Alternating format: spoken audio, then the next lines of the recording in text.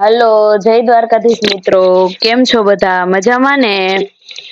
ચોમાસાની મોસમ શરૂ થઈ ગઈ છે અને કાઠિયાવાડમાં જો ચોમાસામાં સૌથી વધુ બનતી વાનગી કોઈ હોય તો એ છે આપણા મેથીના ભજીયા. તો ચાલો આજે આપણે પણ જોઈ લઈએ કે મેથીના ભજીયા કેવી રીતે બનાવ્યા છે. અને મેથીના ભજીયા એકદમ પોચા અને જાળીદાર કઈ રીતે બને તે જોવા માટે વિડીયોમાં આગળ બન્યા રહેજો અને વિડીયોને એક લાઈક જરૂરથી કરી દેજો. તો ચાલો શરૂ કરીએ. સૌ પ્રથમ લોટ ચાળવા માટે આપણે એક આ કાથરોટ અને ચાયણી લઈ લીધી છે. હવે તેમાં આપણે ચણાનો લોટ નાખી અને એકદમ સરસ રીતે ચાળી લઈએ. જેથી કરીને લોટમાં જરા પણ ગાંગડી ન રહે. બધો લોટ એક સરખી રીતે ચાળી લઈએ. જો તમે ચાળ્યા વગરનો લોટ લેશો તો તેમાં ગાંગડી રહેશે, જેથી કરીને લોટ સરખો નહીં બંધાય. એટલે લોટ ચાળીને લેવો. આ રીતે એકદમ ચાળી લઈએ સરખો. હવે આપણો લોટ ચડાઈને તૈયાર થઈ ગયો છે. હવે આપણે લોટ બાંધવા માટે જે જે સામગ્રી લીધી છે તે જોઈ લઈએ. સૌપ્રથમ લીલા ધાણા, મેથી, આ છે તીખાની ભૂકી, આદુની પેસ્ટ, આ છે છાશ. આપણે લોટ બાંધવા માટે છાશનો ઉપયોગ કર્યો છે. તમે જો લીંબુનો ઉપયોગ કરવા માંગતા હોય તો કરી શકો છો. ત્યારબાદ મીઠું અને સોડા. અને આ છે પાણી. જરૂર પૂરતું આપણે પાણી પણ એડ કરીશું. હવે મેથીમાં પાણી નાખીને આપણે એક સરખી રીતે એને ધોઈ લઈએ.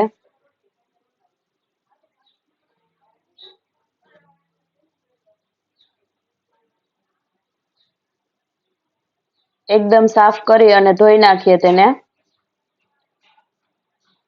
ત્યારબાદ તેને એક તપેલીમાં એડ કરી દઈએ અને તેમાં ધાણા પણ એડ કરી દઈએ.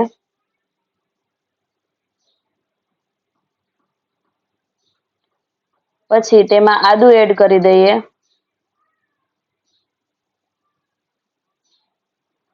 જો તમને આદુનો ટેસ્ટ પસંદ ન હોય તો તમે સ્કીપ કરી શકો છો. ત્યારબાદ તીખાની ભૂકી એડ કરી દઈએ.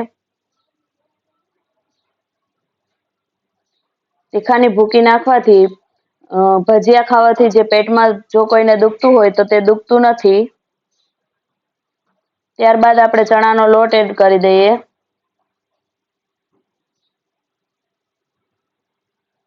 ત્યારબાદ મીઠું એડ કરી દઈએ.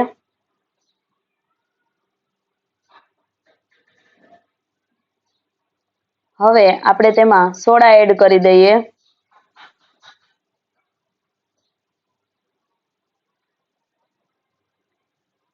અને સોડા ઉપર આપણે છાશ એડ કરી દઈએ. તમે છાશની જગ્યાએ લીંબુનો પણ ઉપયોગ કરી શકો.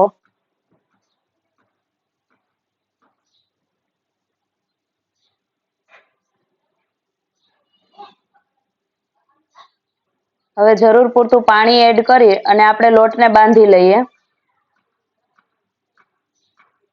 લોટને જેમ બને એમ ઓછો હલાવવાનો છે. 1 થી 2 વાર સરખી રીતે હલાવી લેવાનો છે. જો તમે તેને વધારે હલાવશો તો તે ચીકણો થઈ જશે અને ભજીયા સારા નહીં બને.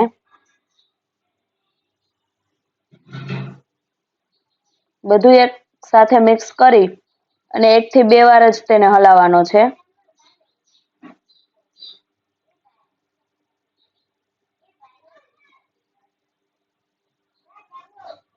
વધારે હલાવશો તો લોટ ચીકણો થઈ જશે. આપણો લોટ બંધાઈને તૈયાર થઈ ગયો છે.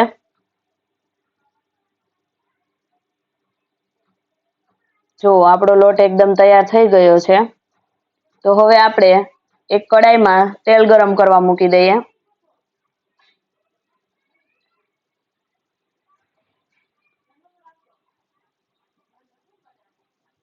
હવે આપણું તેલ ગરમ થઈ ગયું છે તો આપણે ભજીયા પાડવાનું ચાલુ કરીએ. આ રીતે એક એક કરી અને બધા ભજીયા આપણે પાડી લઈએ.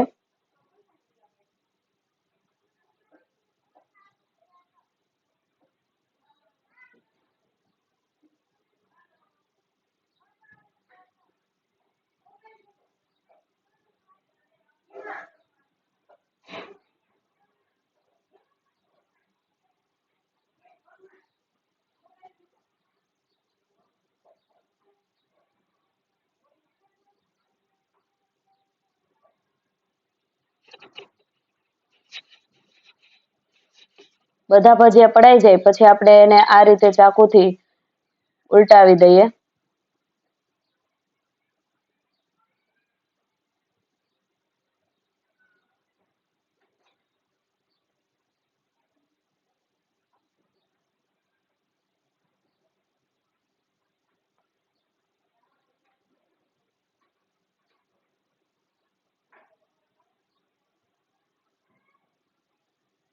થોડી વાર માટે ભજીયાને પાકવા દઈએ. હવે આપણા ભજીયા સરસ રીતે પાકી ગયા છે તો આપણે તેને એક પ્લેટમાં કાઢી લઈએ.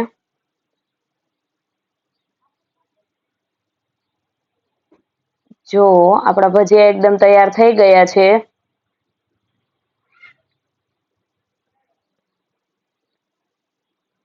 એકદમ પોચા અને જાળીવાળા ભજીયા તૈયાર થઈ ગયા છે. ગરમા ગરમ ભજીયા તો લગભગ બધાને ભાવતા હશે અને ચોમાસામાં તો ભજીયા ખાવાની ખૂબ જ મજા આવે છે. તો તમે પણ ક્યારે બનાવો છો ભજીયા? અમારા આવા વિડીયો જોવા માટે અમારી ચેનલને સબસ્ક્રાઇબ કરી દેજો અને વિડીયો ગમ્યો હોય તો લાઈક અને શેર કરવાનું ભૂલતા નહીં.